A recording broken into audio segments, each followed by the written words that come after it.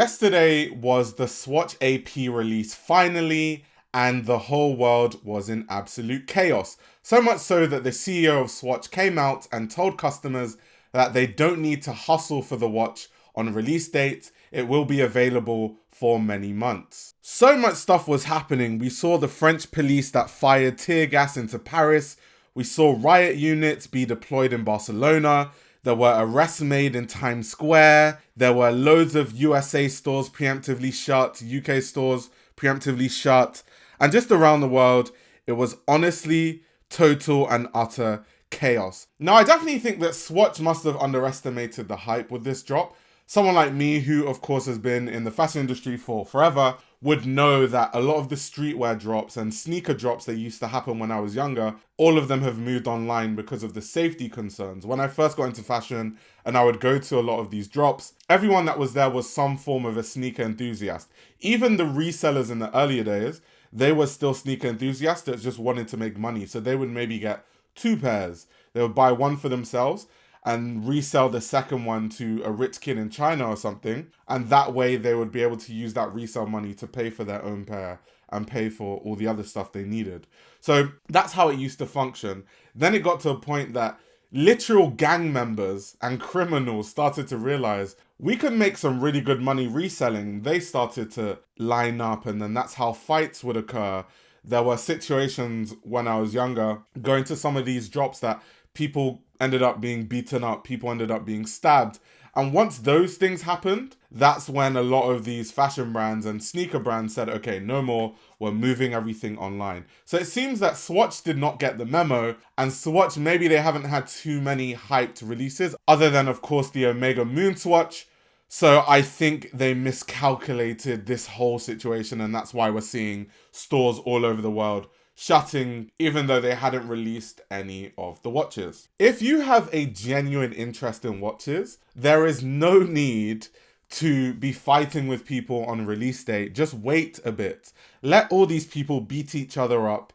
Let them all fight. And a week later, you'll just calmly walk into the store and buy yourself this AP Swatch and not have to fight over a Royal Pop, essentially. So for those collectors that really like the watch genuinely or want to buy it for themselves, I think you guys should just wait a week. It will be available for months.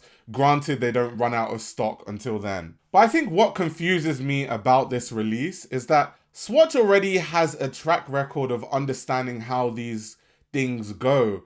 When it comes to the Blancpain collab that they did, or the Omega collab, like I said earlier, there were similar levels of chaos.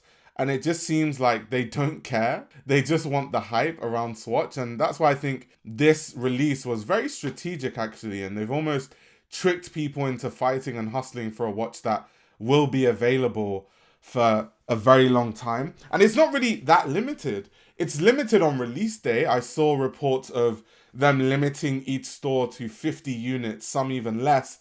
So of course there is this very deliberate artificial stocking of very low numbers so that people are hustling for it. And for resellers, I think it makes sense for them to go early. I saw a video online of someone in Orlando coming out of the Swatch store and essentially being able to resell his Royal Pop for $2,000 when it only retails for a quarter of the price. So for him, he made really good money. But I think after the first few days, I think the value is going to go down a lot when many more people are able to get their hands on their Royal Pop. And according to my notes, StockX has actually reported that they have more than 1,000 sales of the Royal Pop pieces in the first 24 hours on their platform, which is absolutely insane. And they said that the average resale price for an individual piece is $1,351, which is insane. That is so insane. That's literally a 122% premium over the retail price,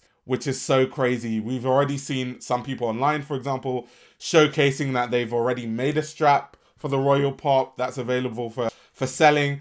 I do think there will be some sort of a manufacturer war over who can really, especially as more people are able to get their hands on this Royal Pop, who can make that first compatible bracelet that can be attached to the watch. We've seen few already, but I think the materials look very silicone. They don't look very durable in any way. I think in China, they're probably making more sophisticated versions like leather straps and metal straps and all sorts of stuff. And the craziest thing I've seen online actually is there are people who are selling the full set of 8. I have no idea how they got their hands on all 8, but they're selling it on eBay for $20,000, which is insane. And it really does shock me how much people really want this watch that they cannot wait even a week.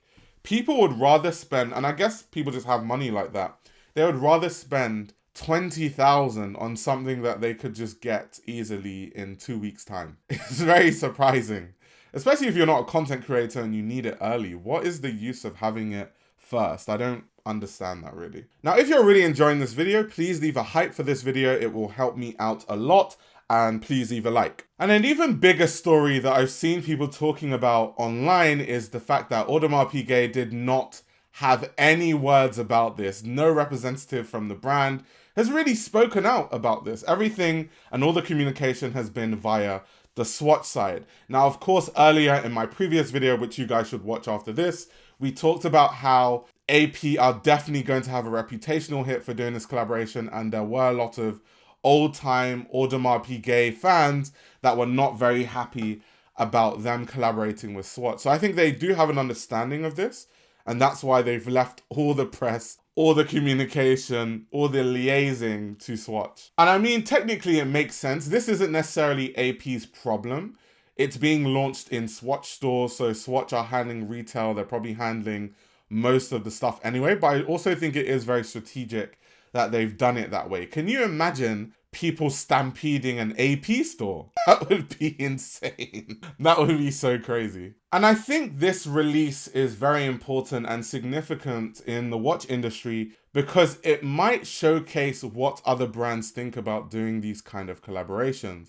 AP is one of the very few Swiss brands that has remained independent and not part of any massive global conglomerate for a really long time. They're not part of the Swatch group, for example. So this is one of the times that a big corporation like the Swatch group was able to collaborate with one of these more independent brands, even though AP is huge. And I definitely think you have other brands like Patek Philippe, FP Journe, Vacheron Constantin, all these brands that are technically inside Richemont, but they have their own operational autonomy, watching this and seeing what they can learn from this. And quite honestly, if the Royal Pop succeeds, and if the Royal Oak demand at the top stays untouched, and we see AP's brand equity rise over time, I think a lot of brands will look at this and say, okay, maybe we should do things that are similar. So yeah, like I said in my first video, this drop has definitely exposed people that are into watches for watches, and people that are into watches for, you know, different arbitrary reasons. A good example is I have a watch. This is one of the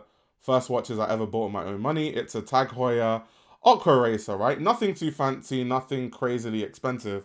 But the reason why I really wanted this watch is because my dad and I, when I was younger, used to talk about Tag Heuer all the time. My dad is very much into race cars and racing, and Tag Heuer had a lot of heritage in racing and just the automotive industry in general. So we used to talk about it. So I always said that when I grow older, the first watch I'll get will be a Tag Heuer, whatever Tag Heuer it is. So there's a certain symbolism that this watch has to me. I don't care if, as people online, they say all the time, Tag Heuer's terrible, it's this, it's that. I don't care about all of that. It has significance to me. So if I like it, I'm going to buy it. Whether the value has gone down, which it definitely has gone down since I bought it, or not, I don't care because I have no intention of ever selling it, to be honest. So if you're into watches, just treat watches like that. Buy watches that you like. And the only time you should really be buying watches that you don't like are if it's clearly going to be worth way more money in the future. There's no other reason really to be buying a watch. So yeah, let me know what you've thought about all of this chaos around the AP Swatch Royal Pop. Are you going to buy it? Are you not?